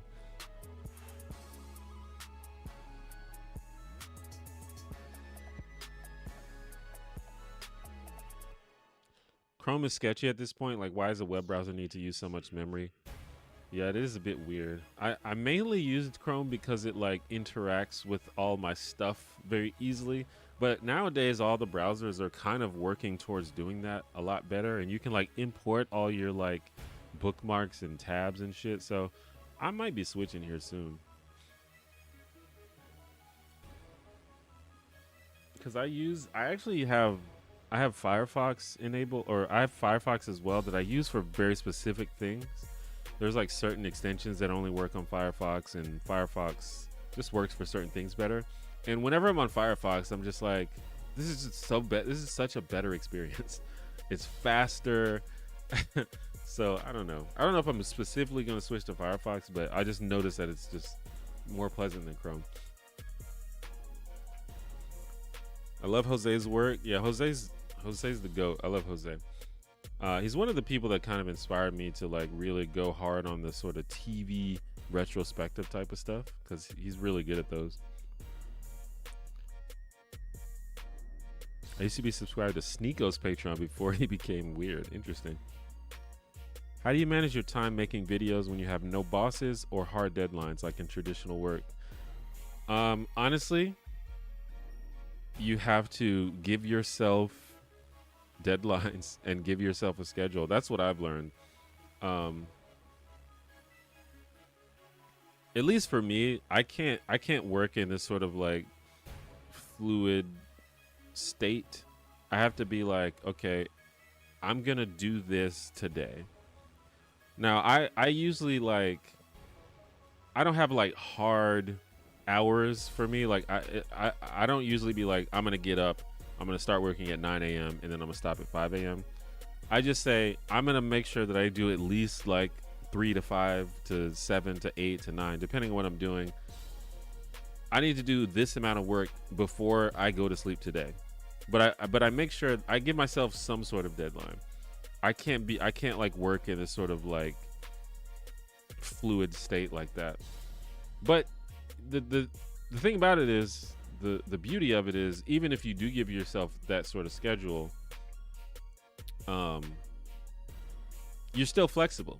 So if you say I need to get this done today, but something comes up, or there's an emergency, or just someone's like, hey, we're going to the beach, do you want to go? And you're like, you know what, I'm gonna fucking go to the beach because I can. You can do that. That's cool. But yeah, I think I have to kind of pretend like it's a more traditional job sometimes. Also, when you get to a certain point in your career, you actually start having like legitimate deadlines. Like you might be working with a brand or something, and the brand is like, yeah, you need to do this by this date. So that kind of helps too, where it actually becomes more like a job. But I think, if you're not at that point, you just have to set your own schedule. At least that's what I have to do. Some people might be better at working more flexibly and sporadically, but I kind of have to like plan out my day. I kind of have a like mental to-do list every day where it's like, okay, today I'm gonna do some editing, I'm gonna work on some thumbnails, and et cetera, et cetera. And I'll be like, that's what I have to do today. That's what I'm finishing today. And I might procrastinate. I got, you know, however many hours, you know, if I sleep for 8 hours, that means I got 16 hours to do this shit. So I might, you know, I might fucking procrastinate. I might play Overwatch for 5 hours, and then at literally like 8 p.m. I'll start working. But I'll do it. I'll get it done. It might be like 4 a.m. when I'm done, but I'll do it. And that's just the way I work. Let Your Love Main, thank you for the 20. T1J, glad you're still here doing the damn thing. Glad to be an OG supporter in the T1J verse. I'm going to bed. Side note, favorite recent video, The Office Love Triangle. I'm a Rashida Jones fan, so it spoke to me. Heiko, I appreciate that. Yeah, Let Your Love Main is a old school fan, OG supporter. Always been a very good supporter, and I appreciate that. Thank you very much.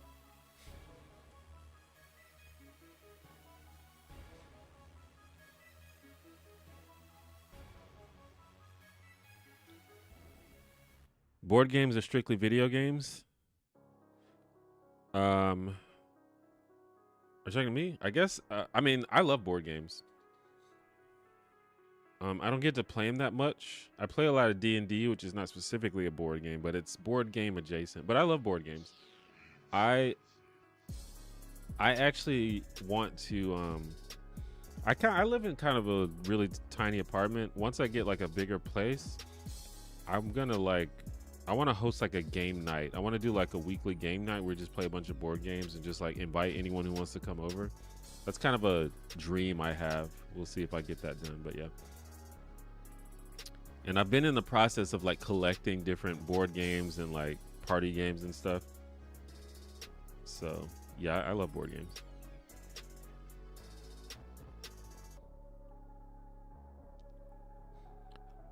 You don't present as toxic, masculine, or corny alpha boy wannabe either.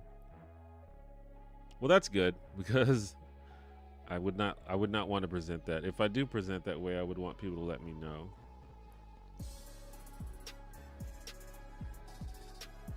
But I mean, I like I said, I'm very comfortable in my like gender expression. I'm very comfortable in my sexuality. I don't have the sort of homophobic aura that a lot of like the toxic masculine people do. Yeah, you know, I've experimented with things like wearing fingernail polish and things like that, things that might be considered traditionally feminine. I decided I didn't like it. Like, for example, I don't know, some of you might remember this. There are some videos where I'm like wearing fingernail polish, because I was like experimenting with that, and one of the reasons that I stopped doing it is because it was a little too feminine for me. I was like, I don't like that. That doesn't really vibe with what I want to present.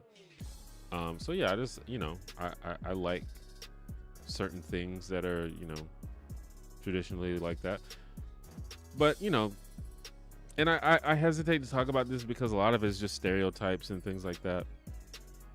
Obviously, you can be perfectly masculine and perfectly straight and wear fingernail polish or do whatever you want. But yeah, I don't know. I just like what I like, really.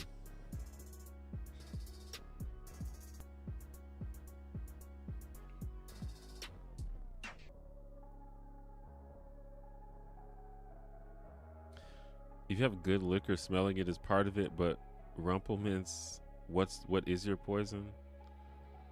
I don't drink nearly as much as I used to, but I just like I'm a whiskey guy. I like bourbon. Probably my favorite bourbon is George Dickel. I like George Dickel a lot. But usually I only do shots if I'm like in a social environment and people just want to do it. Usually I'm making like an old fashioned or just like a bourbon and Diet Coke. That's basically what I drink.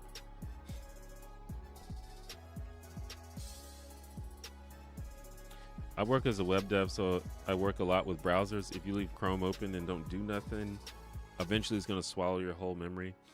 Yeah. And I usually have Chrome open at pretty much all times, so. I mean, my computer right now, And my system is a little bit, not a little bit, it's a lot outdated. I need to upgrade at some point. But like my fan is going right now because I've got Chrome open, I've got OBS open, I'm streaming. So computer's doing a lot of work right now. But it should be fine.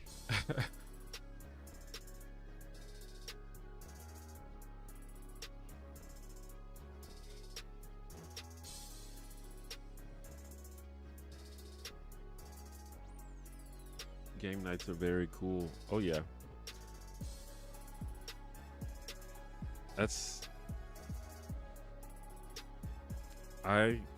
I'm a big fan of that sort of thing.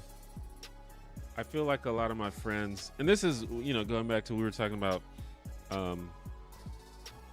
it's cool that I have a job where I like work from home and I work for myself and I have a lot of flexibility. But the issue with that is most people don't have that. So a lot of people don't have the same amount of time that you have and the same amount of flexibility that you have. So it's very hard to get people together to do stuff when you get older, and that kind of sucks. But my dream is for it to be kind of a rotating thing where anyone can just stop by if they want to. But right now my place is a little too small for that. I can't really have a bunch of people in my apartment.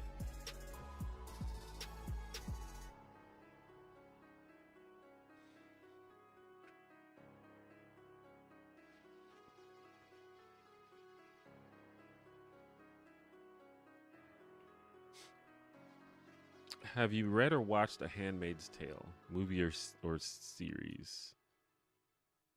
I watched the first episode of the TV show. Maybe the first couple. And it's one of those things where it's like, yeah, this is interesting, but also this is a bummer.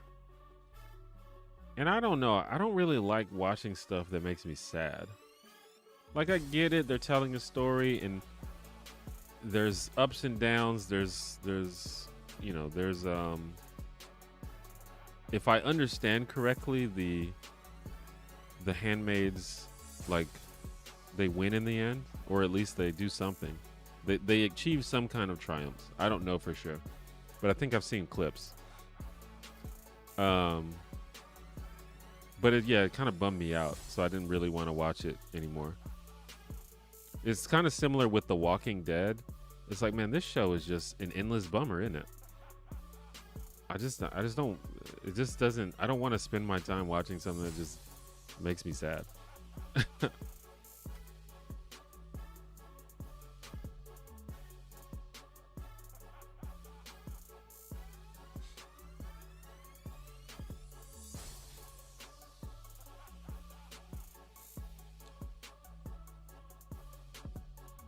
But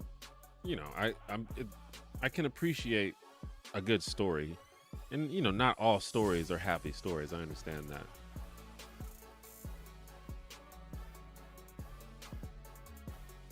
I think I can deal with it more in a movie because it's not just like episode after episode after episode of just messed up stuff happening. With a movie, it's just kind of like, here's one sad story. And often the sad stories have a happy ending. Not always, but often.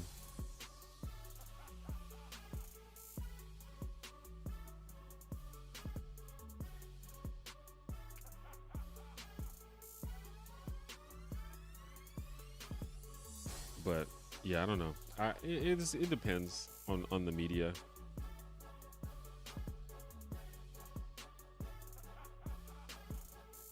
I don't think I knew that there was a Handmaid's Tale movie, though. I don't even think I knew that. I'm familiar with the show, though. And it was like... Is it based on the movie? Or is there a book? I can't remember.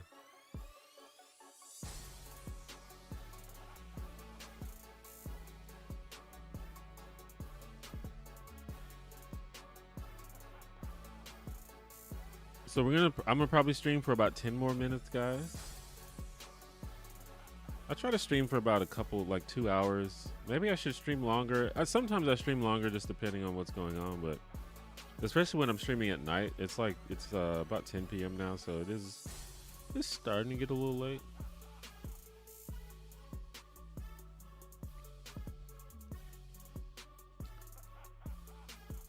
There's a quote I heard from Patrice O'Neill that he said, "I want to be alone, but I don't want to be by myself." I think that perfectly explains online parasocial relationships. Yeah, I could see that. I think as a content creator, I have a different experience with parasocial relationships than maybe other people. I think now that people talk about it a lot, people are more aware of it. But I think some people are like not even aware that they're involved in a parasocial relationship. But whenever I do that, I'm like hyper aware of it.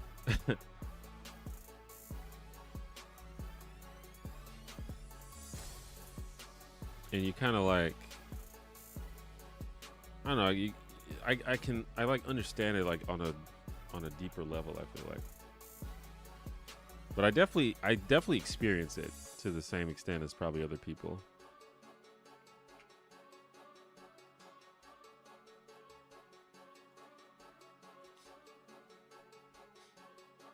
Yeah, I also probably need to end the stream because my browser keeps crashing, which I think maybe I just need to like close my browser. Actually, let me just do that. I don't know why I don't just do that.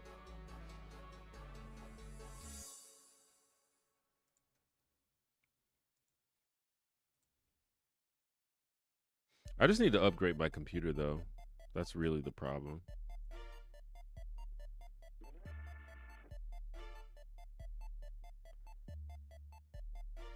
By the way, I got a notification in my YouTube telling me that my YouTube channel is 17 years old today. That's wild. I bet a lot of people didn't even know that I've been on YouTube that long. I haven't been like a content creator for 17 years, but I did create my YouTube channel 17 years ago. But I have, I've been making content for more than 10 years for sure.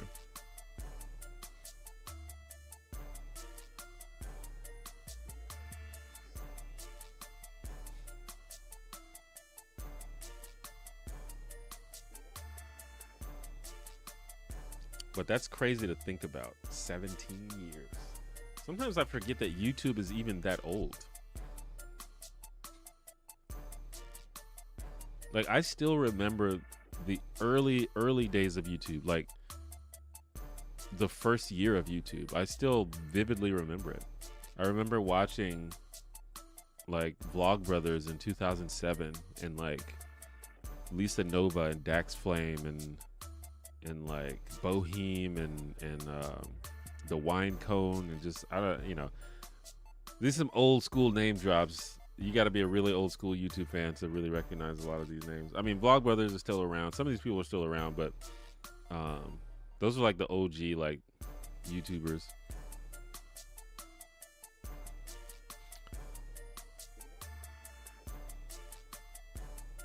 Are you heading out, Betty? Thanks for stopping by.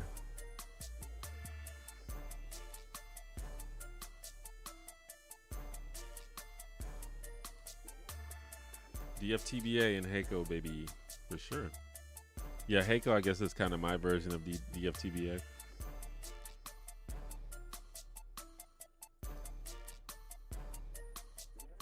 There are a lot of wrestling fans that still look up and admire Chris Benoit despite what he did. Why do you think that is?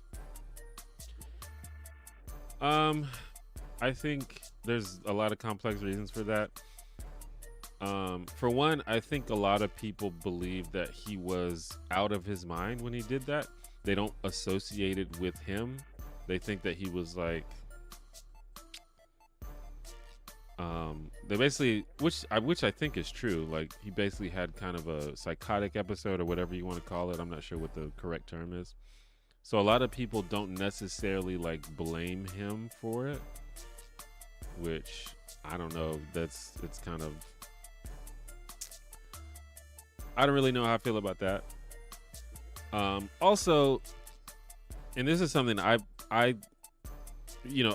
think you can appreciate the fact that someone was involved in something that you like, even if they're a bad person. This is something I've come to terms with a long time ago. I've made videos about it in the past. It's kind of related to the concept of separating the art from the artist, which I feel like you absolutely have to do, or else you just really can't enjoy anything. But I think it's one thing to say like Chris Benoit was a great wrestler, and it's another thing to say like Chris Benoit was a great person. Like if you're saying that Chris Benoit was a great person, I don't know if you can really justify that after someone murders their family. But it's kind of how I was talking about the Cosby Show earlier. The Cosby Show is probably my favorite show of all time, and I feel like it's okay for me to say that while still acknowledging that maybe Bill Cosby was a pretty bad person. So it could be that, but you'll have to ask someone who admires Chris Benoit, because I wouldn't say that I'm one of those people.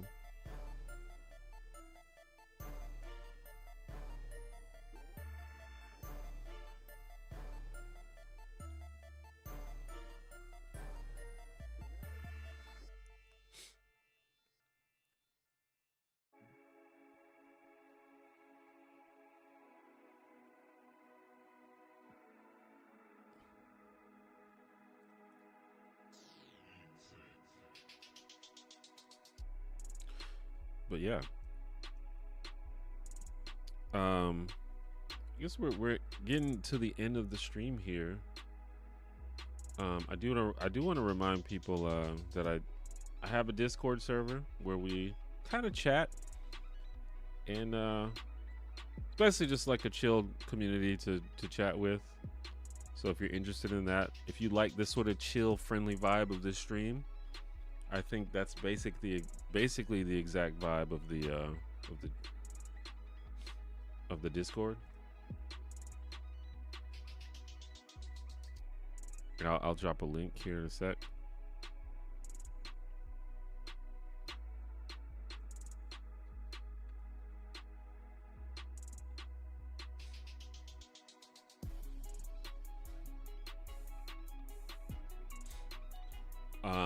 Also, I don't want to do it too often. I don't do it too often, but I do want to plug my Patreon. Patreon.com/theonejanitor. Just a way to support the channel.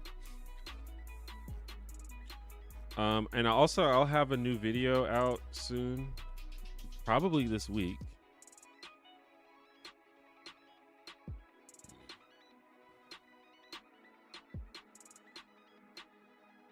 So look out for that. It'll be up on Nebula before YouTube, so that's another thing you can look into. But I don't want to just plug all my like paid services. That's a bit cringe. So yeah, just look out for that. That's coming soon. And I'm actually gonna try to I'm trying to put out videos more frequently, because that's something I've struggled with recently, where I put out a video like once a month or once every 2 months or once every month and a half. I'm trying to do it more frequently, so hopefully that works out. But yeah, I guess I'll go ahead and end the stream. Thank you all for stopping by. It was a little weird in the beginning, but it kind of chilled out as time went on. Had some trolls at the beginning. I'm not sure what I don't understand what makes people want to hop in a stream and just troll. I don't get how that's fulfilling to one's life. I just don't understand it. But people do it. I hope those people find the joy that is missing in their lives somehow. Anyway, I'm gonna try to stream again next Monday. I'm on a streak. I'm on a 1 week streak. I actually streamed last week and I streamed this week, so I have a 1 streak. Let's see if I can do a 2 streak next week. And eventually I also want to start streaming, just doing some light gaming on the stream, and we'll just see how that works. I know not everybody here is specifically interested in gaming, but I think some people are. So if you're interested in that, keep an eye out. Click the notification bell to know when I'm live, but it usually will probably be in the evening around 7 or 8 p.m. Central Time, which is where I live. And so keeping out for next Monday around this time, and we'll go from there. So I hope you guys have a good night. I'll see you soon. Bye bye.